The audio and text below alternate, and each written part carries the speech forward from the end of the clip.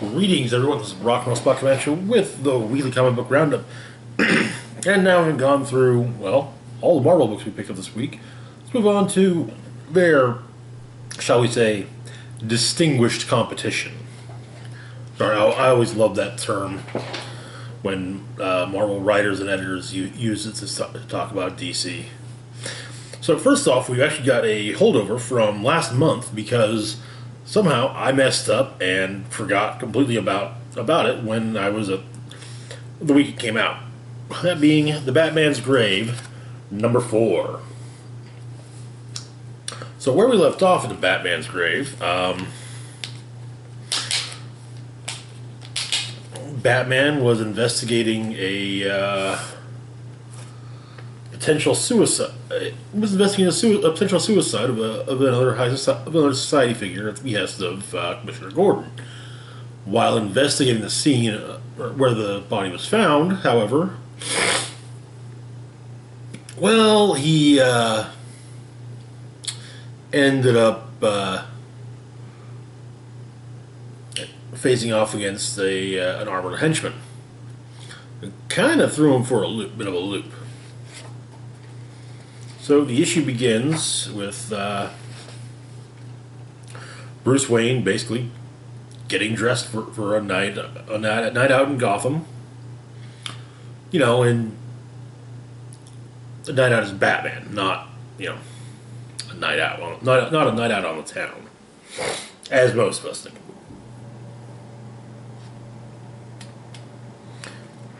And so, a drone, he has tracked down the psychiatrist who is potentially responsible for the death of the for causing the victim to commit suicide. Turns out there are 4 people in the doctor's office. One being the Dr. Halpin himself. Other 3, however, appeared, according to offered scans via the drone they're using, are running very hot with high pulse rates. Also, the good doctor's on the phone, and while Alfred can follow the cell tower activity, he's calling a blank number with no digital footprint.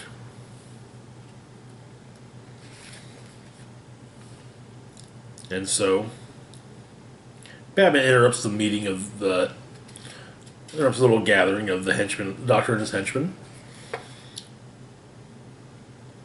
beating the crap out of all 3 henchmen, thoroughly, I might add. The doctor tries to use a psychoactive on him, but it's in an aerosol format, so the fact that Batman is wearing a gas mask works great. So most of the issue is a fight scene beautifully drawn by Brian Hitch. However,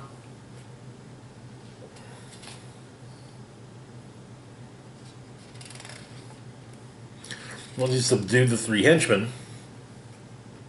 Batman turns his attention to the not so good doctor.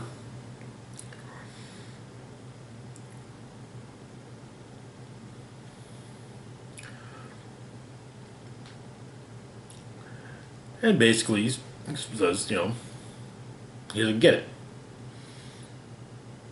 The doctor was extorting Turton, the guy who died. However, Turton cut the doctor off. So, the doctor made Turton kill himself, when he could simply have found another way to blackmail or control him. And he asked, so why? Well, the doctor responds that his instructions changed.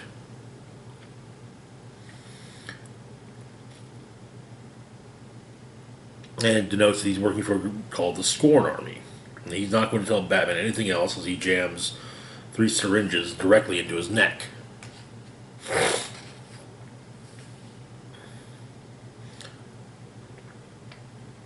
Batman has offered call emergency services, explaining there are 3 wounded and 1 overdose on unknown pharmaceuticals, and, well, Batman will try to stabilize him, but he can only guess what the commander was shot up with. Later on, Batman returns home, and he's asked by Alfred what the Scorn Army is. Though Alfred presumes that it's perhaps a vigilante group of some kind. And that perhaps maybe with little guidance and culling of those outright lunatics, they could even take over for Batman. And Alfred reminds him all the free time he would have to pursue, I don't think he could do if he wasn't suiting up every night as a giant bat and beating the crap out of people. Philanthropy, live streaming. Perhaps he could participate in one of those reality television shows where he finds love in an exotic locale like New Jersey. Or maybe Bruce would get into competitive mustache growing or a drinking problem. Making things out of ham, even. And that is where the issue ends. With Alfred being, well, the Warren Ellis version of Alfred.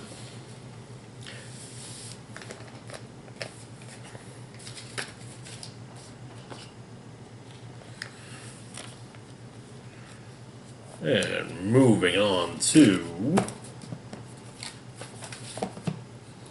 Daphne Byrne, number 2.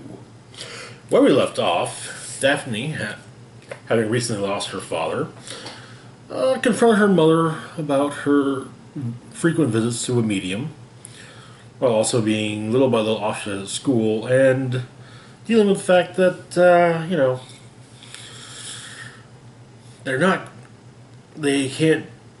their help is whittling away because, well, they can't afford to pay the help.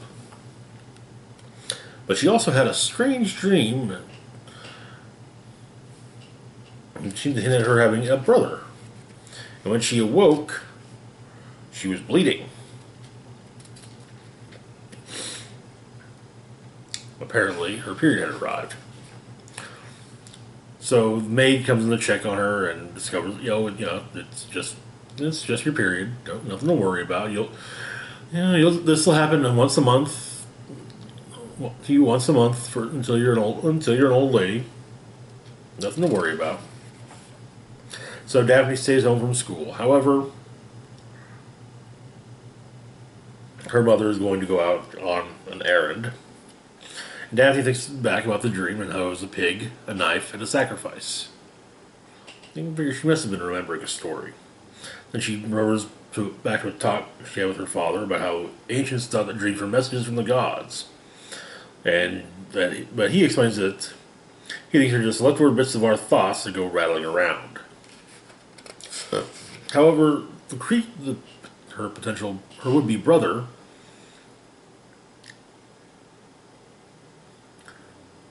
asks if she liked it. And kind of backs apparently their father up on the whole leftover bits of thoughts that go rattling about.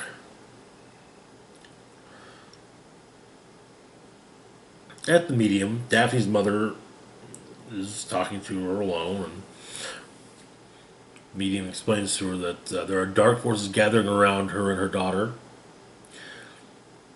and suggested that Daphne's mother should remarry,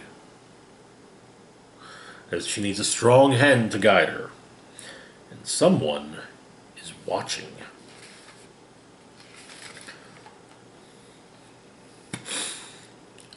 Out in New York, Daphne's trying to run from her parent brother and yelling at him. She makes her way into a library, starts looking things up, but having to deal with the fact that the library will only let her read certain things because some things are not appropriate for young women to read. And her brother continues to follow her around in the library, talking to her. Then she learns of a man named Mr. Brooke, who does research and who does lectures and also talks about the disapproval of ghosts. cut back to Daphne's mother, who's met by Mr. Oliver Fleming, who's also a client of Miss Swarthmore, the medium.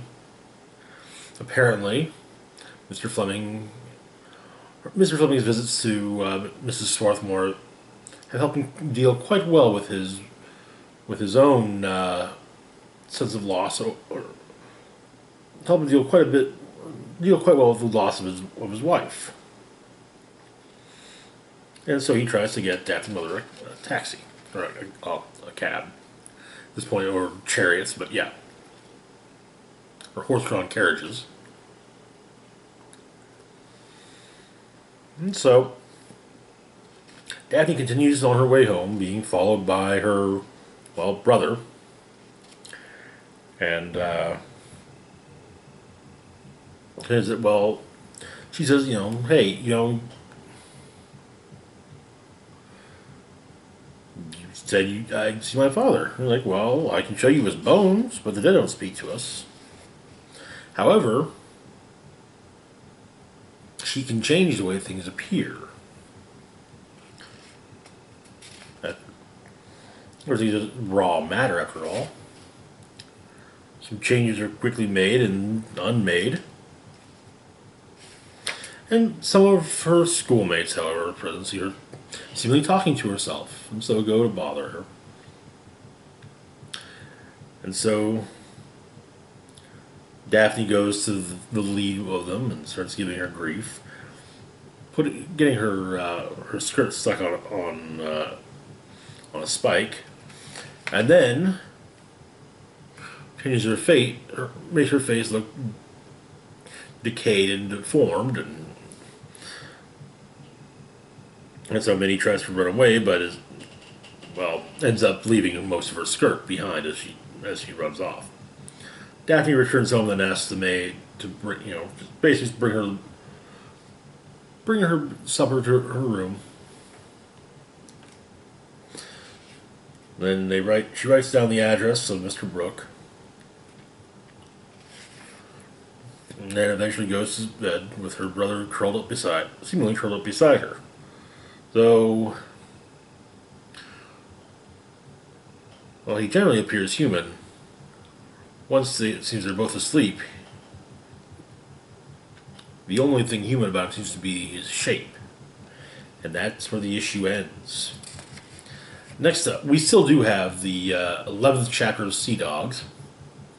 Where we left off, the dead bodies of 3 crewmen had been found on the bridge of the HMS Havoc, as well as a bottle of laudanum from the doctor's supply. The doctor explains that he had not been a ship surgeon in some time, but he will better secure his pharmacy in the future.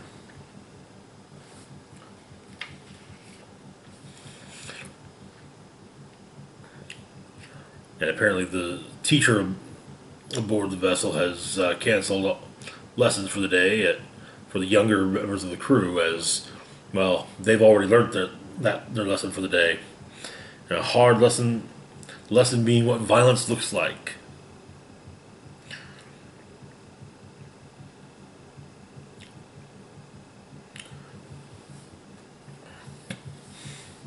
And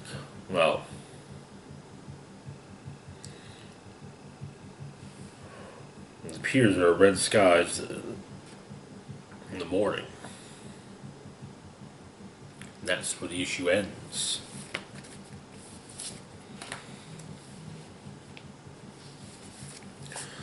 Honestly, I really do hope that Sea Dogs gets an actual single volume printing by Hill House, because I'll buy that and gladly just so I can just read through the whole thing. All right, final book of the week. We've got Joker Harley, Criminal Sanity, number 3. So where we left off, Harley Quinn, Dr. Harleen Quinzel, a consultant for the Gotham City Police Department, was helping with the investigation of several odd murders. And so we begin, first scene with Joker in a darkroom developing pictures. However, it turns out that now maybe Harley has an idea of who Joker is. The son of the first Joker victim. John Kelly, the son of the first Joker victim.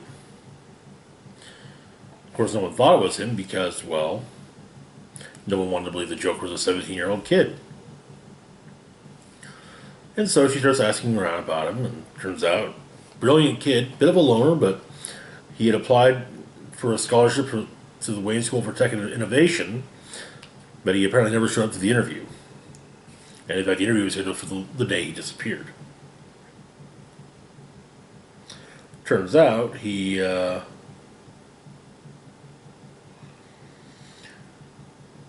before he disappeared, however, he was helping a classmate, Eliza Peretti,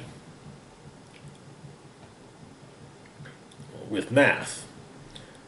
And Harley makes a note to herself that last name Peretti, she's probably related to Vincent Peretti, who's an enforcer for the Casamento family. We get some flashbacks to John in school, talking with the dean of the Wayne School for Technology and Innovation, Mr. Paul Tim. I have to admit, nice touch there. Also, an art class he took at school, where he drew some of his classmates with animal heads. And the teacher who told Harley about how smart he was, giving him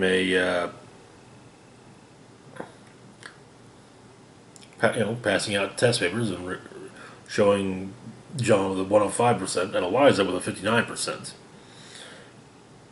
And so Eliza starts up a conversation with him. And, well, John basically has to put himself through the motions of being a normal human being. Next up, back to the present. Harley goes to talk to the former ME, and she tells him that, yeah, you had 2 pages of notes for the first Joker victim, but the second page is missing. Did you keep a copy? He's like, well, my files were destroyed in a house fire 5 years ago. When she asks if he remembers what he wrote, he explains that any notes he made will be on his dictation tapes. Then they're in storage, and she's welcome to them. As she leaves the retirement home, turns out Joker's watching her.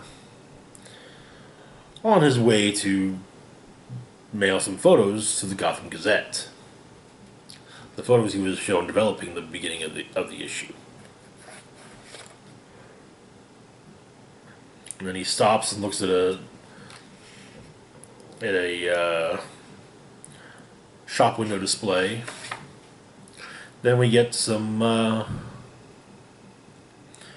flashbacks to Harley's life, some of the problems she had with her mother.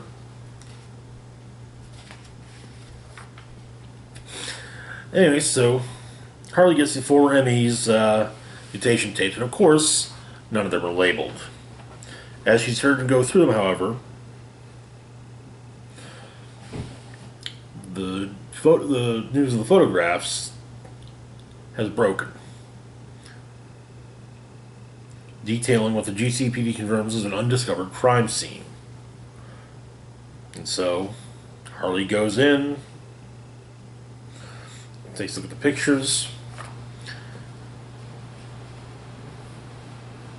explains that most people look at a photo and immediately zero in on the subject. However, she was trained to start in the corners and work her way in. After all, sometimes clues hang out in the periphery or the background. So, apparently there's the base of a column in the picture. They figure, well, list of buildings in Gotham with fancy white columns inside. There's a train station, museum, but they're immediately shot to be too public.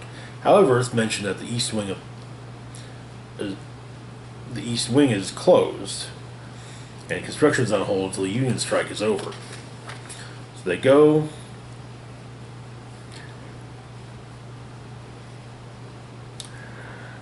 And they find a reproduction of Salvador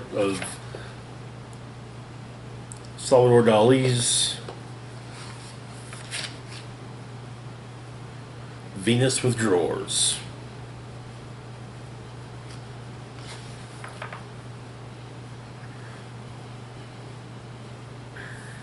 And also that Harley then adds that one of the other victims was very clearly based on the Dali sculpture Nobility of Time. In the drawers, they do, in one of the, so far all they find in the drawers is a handcuff key. Examination of the girl reveals that her larynx is missing. It is surgically removed without causing much damage to the surrounding area. Harley notes is difficult to pull off, even for a med student. Why? So, she wonders, did he mess up and cut out the mistake? Is it for a trophy? Why bother with something that isn't part of his MO? This is something he must have done before. And so, Harley presents her profile of the Joker. Based on the crime scene's victimology, most likely the suspect is a single white male in his 20s or early 30s. If he's employed, it's an untraditional job. He's a sophisticated killer, highly intelligent, narcissistic psychopath.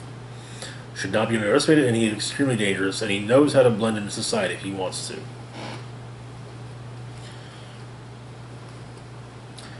That is where, well, the issue ends with a written version of Harley's profile. And that is where the issue ends. That's it for this week. As always, feel free to like, share, and subscribe. Links to my Facebook, Twitter, Patreon, and PayPal can be found in the description box down below. This is Rock and Roll Spock signing off, saying, live long and rock hard.